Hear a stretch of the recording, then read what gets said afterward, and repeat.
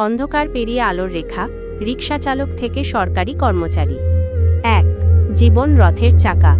3 minute. চরিত্র পরিচিতি। গল্পের প্রধান চরিত্র সুরেশ, 32 বছর। সে শহরের একজন রিকশা চালক। তার রিকশার প্যাডেলে কেবল শহর ঘোরার ক্লান্তি নয়, চাপা ছিল এক অপার স্বপ্ন। পরিবার ও অভাব। ছোট কুঁড়েঘরে তার স্ত্রী লাবণী এবং স্কুলের ছাত্রী একমাত্র মেয়ে মিতু। মিতু মেধাবী, কিন্তু তার স্কুলের খরচ মেটানো সুরেশের কাছে প্রতিদিনের এক নতুন যুদ্ধ। সুরেশের বাবা মা গত হয়েছেন, কিন্তু তাদের কাছ থেকে পাওয়া নীতিবোধ ছিল তার একমাত্র পুঁজি। স্বপ্ন দেখা। সুরেশ মাধ্যমিক পাশ করার পর আর পড়তে পারেনি, কিন্তু রাতের বেলা সে মিতুকে যখন পড়াত, তখন তার ভেতরের সুপ্ত ইচ্ছেটা জেগে উঠত, একটি সম্মানজনক জীবন। সে বিশ্বাস করত এই রিকশার প্যাডেল তাকে সম্মান এনে দিতে পারবে না, পারবে শুধু সরকারি চাকরি। 2. প্যাডেলের সাথে লড়াই এবং প্রস্তুতি। 6 মিনিট। সংকল্পের জন্ম। একদিন মিতু ক্লাসে প্রথম হয়, কিন্তু তার বন্ধুরা যখন জানতে পারে তার বাবা রিকশা চালায়, তখন সে মাথা নিচু করে বাড়ি ফেরে। সেই দিন রাতে সুরেশ সিদ্ধান্ত নেয় সে তার মেয়ের জন্য হলেও এই জীবন বদলাবে। সময় চুরি। তার প্রস্তুতি ছিল সময় চুরি করে। ভোর 4টা থেকে সকাল 8টা পর্যন্ত সে রিকশা চালাত। এরপর সবাই ঘুমিয়ে পড়লে সে রিকশার সিটেই বসে বা কাছের কোনো পার্কের বেঞ্চে বই খুলত। তারপর আবার বেলা 11টা থেকে রাত 10টা পর্যন্ত রিকশা চালানো।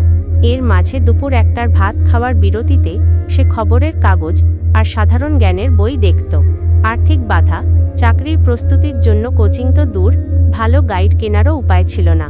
সে ইন্টারনেটে ফ্রি পিডিএফ নোটস খুঁজে বের করত এবং পুরনো বইয়ের দোকানে দিনের পর দিন অপেক্ষা করে সস্তায় বই জোগাড় করত।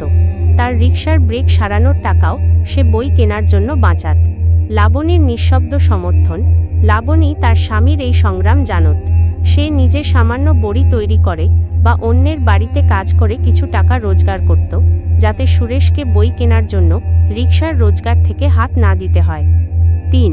প্রথম ব্যর্থতার ধাক্কা এবং আশাভঙ্গ। 6 মিনিট। প্রথম পরীক্ষা। সুরেশ একটি পঞ্চায়েত কর্মী পদের পরীক্ষায় বসে। ফলাফল এল, সে ব্যর্থ। তার পরিশ্রম বৃথা মনে হল। চারপাশের উপহাস। এই ব্যর্থতার পর পাড়া প্রতিবেশী এবং কিছু রিকশা চালক সহকর্মী তাকে নিয়ে ঠাট্টা শুরু করল। আরে, রিকশা চালাও, ওসব বড়লোকদের শখ তোমাদের মানায় না। আত্মসমর্পণ। সুরেশ ভীষণ ভেঙে পড়ে। সে রিকশা চালানো প্রায় ছেড়েই দিয়েছিল। সে রাতে বাড়ি ফিরে লাবণীর কাছে স্বীকার করে, আমার দ্বারা হবে না লাবণী, আমি একটা ব্যর্থ বাবা, ব্যর্থ স্বামী। মিতুর চিঠি। লাবণী তখন সুরেশকে মিতুর হাতে লেখা একটি চিঠি দেখায়। তাতে লেখা ছিল, বাবা, তুমি আমার হিরো, তুমি হার মানলে আমি বড় হয়ে কার মতো হব। ছোট্ট মিতুর এই কথা সুরেশকে এক নতুন শক্তি যোগায়। সে বুঝতে পারে তার স্বপ্ন শুধু তার নয়, তার পরিবারেরও আশা। সে আবার প্রস্তুতি শুরু করে। এবার সে তার দুর্বল বিষয় গণিতে আরও বেশি সময় দেয়। 4. গন্তব্যে পৌঁছানো। 5 মিনিট। দ্বিতীয় সুযোগ। সুরেশ এবার পোস্ট অফিসের গ্রুপ সি পদের জন্য আবেদন করে। এই পরীক্ষাটি তার কাছে ছিল শেষ সুযোগ। সে এমনভাবে প্রস্তুতি নেয় যেন তার জীবন এই পরীক্ষার ওপরই নির্ভর করছে। চূড়ান্ত মুহূর্ত। পরীক্ষা শেষে সে এক নতুন আত্মবিশ্বাস খুঁজে পায়। মাসখানেক পর ফলাফল বের হয়। লাবণী ও মিতু দুজনেই অনলাইনে ফল দেখছিল। যখন তারা দেখল যে লিখিত এবং মৌখিক ইন্টারভিউ উভয় ক্ষেত্রেই সুরেশ সফল, তখন তাদের চোখ দিয়ে কেবল জল ঝরছিল।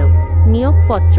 যেদিন সুরেশ তার নিয়োগপত্র, জয়নিং লেটার হাতে পেল, সেদিন সে প্রথমেই তার রিকশার কাছে গেল। রিকশার হ্যান্ডেলে হাত রেখে সে এক আবেগঘন নীরবতা পালন করল। এই রথই তার জীবনের কঠিনতম পথ পাড়ি দিতে সাহায্য করেছে। উপসংহার। সুরেশ আজ একজন সরকারি কর্মচারী। তার প্রথম বেতন পাওয়ার পর সে প্রথমেই মিতুর জন্য একটি ভালো টেবিল চেয়ার এবং কিছু নতুন গল্পের বই কিনে আনে। সে আর রিকশা চালায় না, কিন্তু প্রতিদিন অফিসে যাওয়ার পথে একবার সেই পার্কের পাশ দিয়ে যায় যেখানে একসময় সে বই খুলে বসত। সুরেশ প্রমাণ করে দিল, সফলতা কখনোই পেশা দেখে না, দেখে কেবল সংগ্রাম এবং আত্মত্যাগ।